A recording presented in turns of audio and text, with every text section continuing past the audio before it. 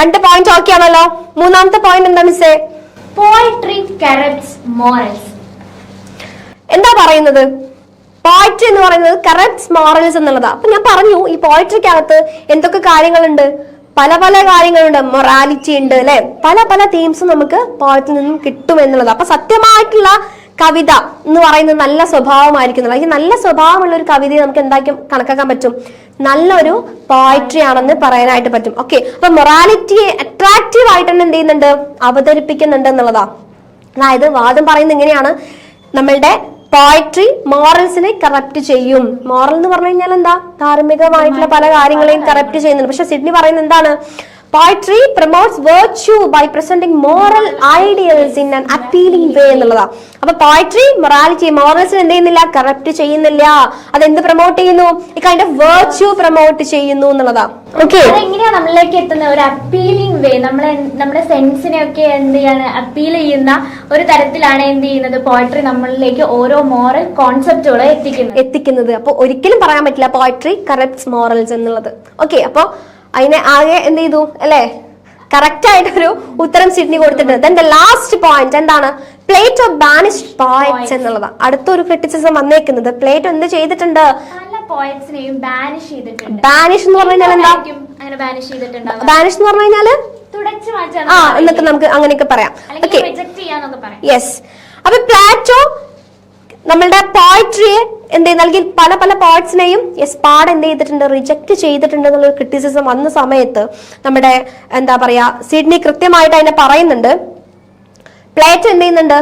നല്ല പോയറ്റ്സിനെ എന്ത് ചെയ്തിട്ടുണ്ട്? ഇവിടെ തന്നെ നിർത്തിയിട്ടുണ്ട്. ഓക്കെ, നമുക്ക് അംഗീകരിക്കാൻ പറ്റാത്ത ആളുകളെയാണ്, നമുക്ക് ഓപ്പോസിറ്റ് ആയിട്ടുള്ള ആളുകളെയാണ് എന്ത് ചെയ്തത്? തുടച്ചു മാറ്റിയിട്ടുള്ളത്. ഇനിയിപ്പോ പോയട്രി ആയിക്കോട്ടെ, പോയറ്റ്സിനെ ആയിക്കോട്ടെ, ഓക്കെ, അദ്ദേഹത്തിന് പ്രശ്നം ആണ് അല്ലെങ്കിൽ തെറ്റാണ് അല്ലെങ്കിൽ തെറ്റായി തോന്നിയിട്ടുള്ള അല്ലെങ്കിൽ തെറ്റായ രീതിയിൽ കാര്യങ്ങൾ മിസ്യൂസ് ചെയ്യുന്ന ആളുകളെ എന്ത് ചെയ്യുന്നുണ്ട്? പ്ലേറ്റോ തുടച്ചു മാറ്റിയിട്ടുള്ളത്. അല്ലെങ്കിൽ ആര് തുടച്ചു മാറ്റിയിട്ടില്ല? എല്ലാ പോയറ്റ്സിനും ആര് തള്ളി പറഞ്ഞിട്ടില്ല? പ്ലേറ്റോ തള്ളി പറഞ്ഞിട്ടില്ല എന്നുള്ളതാ. ഓക്കെ ആണോ? ഓക്കെ അല്ലേ? ഈ 4 പോയിന്റ്സ് ഓക്കെ ആണോ? ഇനി പറയണോ?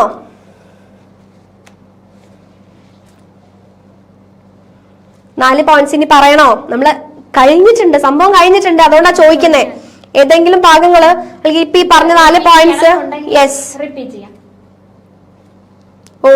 ഓക്കെ ആണ്. യെസ്. അപ്പൊ ഇതോടുകൂടി നമ്മുടെ സെക്ഷൻ എന്ത് ചെയ്തിട്ടുണ്ട്? കഴിഞ്ഞിട്ടുണ്ട്. നിങ്ങൾക്ക് യൂസ്ഫുൾ ആയിട്ടുണ്ട്? അതൊന്ന് പറഞ്ഞേ, കമന്റ്സിൽ ഒന്ന് പെട്ടെന്നൊന്ന് പറഞ്ഞേ. എന്നിട്ട് കുറച്ച് കാര്യങ്ങളോട് പറഞ്ഞുതരാം. എക്സാമിന് നിങ്ങൾ ശ്രദ്ധിക്കേണ്ട കുറച്ച് കാര്യങ്ങള്.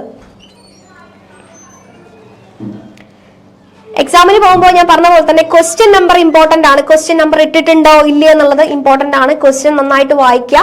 പിന്നെ ലാസ്റ്റ് 5 മിനിറ്റ് ഈ പറഞ്ഞ രീതിക്ക് എല്ലാ ക്വസ്റ്റ്യൻസ് അറ്റൻഡ് ചെയ്തിട്ടുണ്ടല്ലോ, ക്വസ്റ്റ്യൻ നമ്പർ ഞാൻ ഇട്ടിട്ടുണ്ടല്ലോ, അല്ലെങ്കിൽ ഏതെങ്കിലും പേപ്പർ ഞാൻ ബ്ലാങ്ക് ആയിട്ട് ക്വസ്റ്റ്യൻ നമ്പർ ഇട്ടിട്ടില്ലെങ്കിൽ പിന്നെ അത് ഡിസ്ക്വാളിഫൈ ചെയ്യും. അപ്പൊ അതെന്ത് ചെയ്യാ?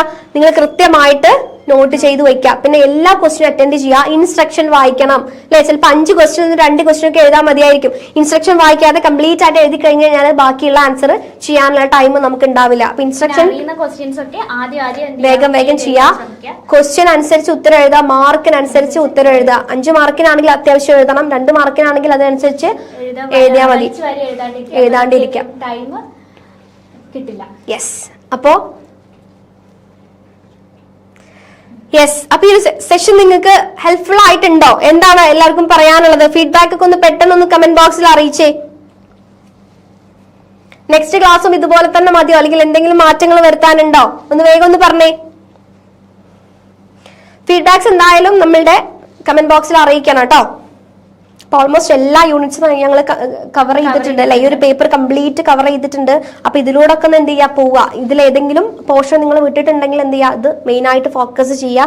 അപ്പൊ ഞങ്ങള് വൈൻഡപ്പ് ചെയ്യാണ്. ഇത്രയും നേരം സഹിച്ചിരുന്നതിന് എല്ലാവർക്കും. അപ്പൊ എല്ലാവർക്കും നാളെ അടിപൊളിയായിട്ട് എന്ത് ചെയ്യാ? എക്സാം എഴുതുക. നല്ല കേവലം ഒരു പാസ്സാവാന്നുള്ളതിനുപരി എന്ത് ചെയ്യാ? നല്ല മാർക്കോട് കൂടി എല്ലാവരും പാസ്സാവാനായിട്ട് ശ്രദ്ധിക്കുക. Thank you.